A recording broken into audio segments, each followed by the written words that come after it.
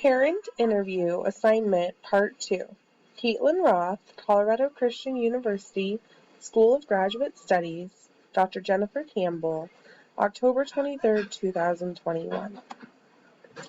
The purpose of this recording is I am relaying the interview that I had with a parent, and then I'm reflecting on what I learned.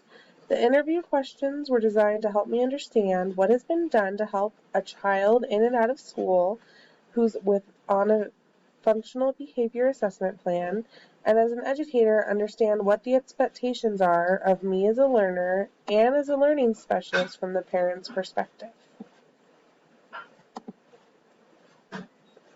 Students, and I am the student, will demonstrate their inquiry into the central issue of schools, preparing students for life outside and inside the classroom. Effectively communicate the information learned and what the student will do with that information. Take a risk by being honest with their ideas as they stand before the internet on YouTube, and demonstrate their knowledge on a functional behavior assessment, FBA. A functional behavior assessment examines why problem behaviors occur in order to guide prevention and intervention efforts, thereby increasing efficiency and effectiveness, as defined by Otten and Tuttle on page 15. This particular student, we'll call her Jane Doe, had specific behaviors that general education teachers were cluing parents into, including interrupting the teacher, blurting out, leaving the room without permission, taking her mask off to drink water and then leaving it off, slamming down on the keyboard when typing, asking why she has to learn stuff in general education, and saying loudly, "This is stupid."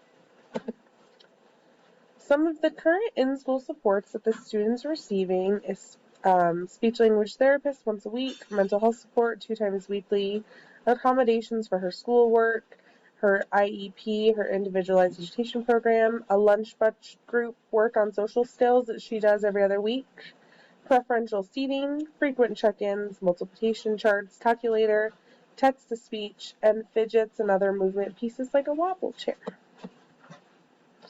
Her home supports, as relayed to me by her guardian, include speech-language once weekly at home in addition to her school, occupational therapy that works on basic life skills, activities of daily living, ADLs is what she said, social emotional therapy once monthly, a psychiatrist once every 3 months, preferential seating in the car, her own room, routines and schedules that do not get modified unless for a specific reason, signs in bathroom that say shampoo, conditioner, and body wash, to not forget deodorant, signs in her bedroom about where to put her laundry and all of her dirty clothes and clean clothes to scaffold her day-to-day activities, signs in the kitchen to remind her hot and cold, and the oven and other stuff like that.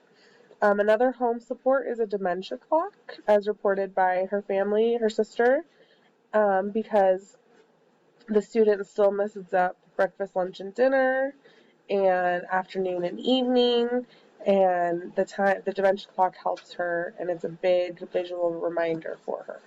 And then the last is preventative care, so pediatricians, dentists, orthodontists, stuff like that, to keep her happy and healthy, to try to reduce behaviors that way.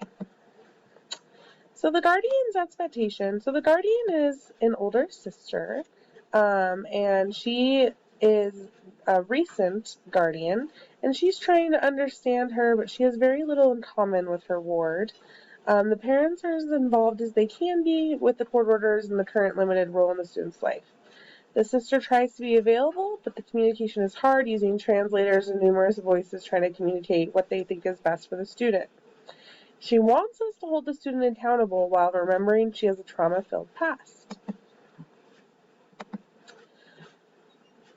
What's next? Well, we've created the FBA, and we've decided to add in some additional things. So one of the new steps that we're putting in for the student is we're going to try sticky notes at the top of her desk, so that instead of raising her hand or being embarrassed to ask for help in front of peers, She can write her question down on a sticky note, and when the teacher sees it at the top of her desk, she can come over and read it and then help the student without the student ever having to ask for that support. Another one is testing. We're always testing. The student had testing about a year and a half ago, 18 months, and we have another 18 months before we can do another test. They do want to do more IQ testing because her last IQ score was a 71. A 70 and below is a cognitive delay, so we're monitoring that. We're also seeking alternative opinions according to the family or the sister. Is this truly generalized anxiety disorder? Is this truly central auditory processing disorder is one thing that's being called out. It has not been diagnosed yet. So we're just talking to others and getting alternative opinions on how best to treat the student. The sister wants to focus more on life skills rather than academic tasks as the main focus for the student. So instead of trying to figure out A plus B equals C squared or anything like that, she'd like her to work on checking accounts, balancing a checkbook, paying bills, stuff like that. And she wants to start looking into transition options. She'd like the student to stay in school until she's 21 and have as much support as possible. So we're going to start looking into transition options and schedule a meeting with the high school as she is an 8th grader and will be going to high school soon. And we want to make sure that they are aware of all the supports needed for the students' success in a new environment.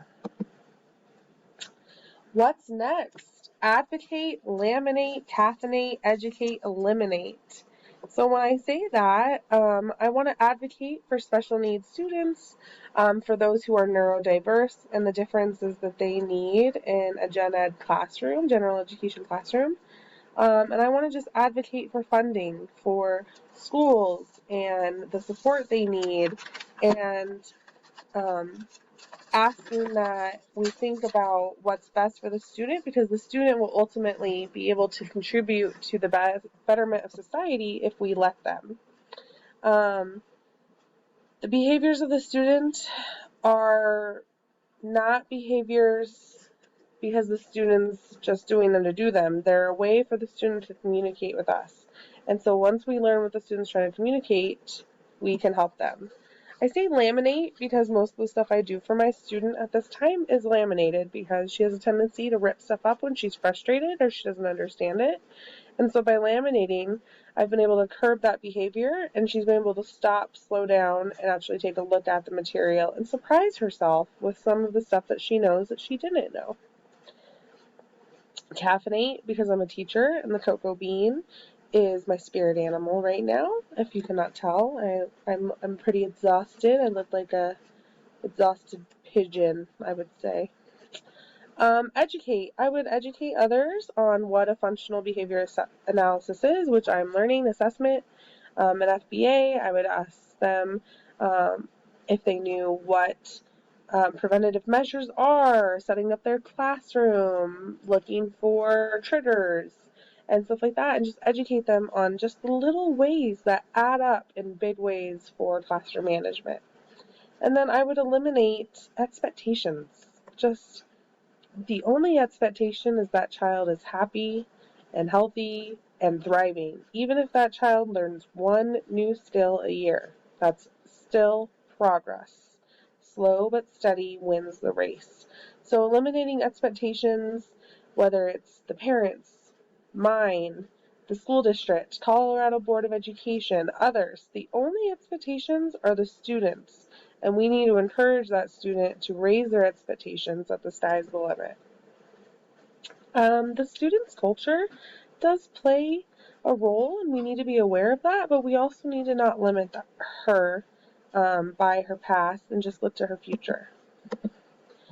I hope you enjoyed my presentation on functional behavior assessments and what I learned from the interview from the Guardian, and I hope you guys have a great day.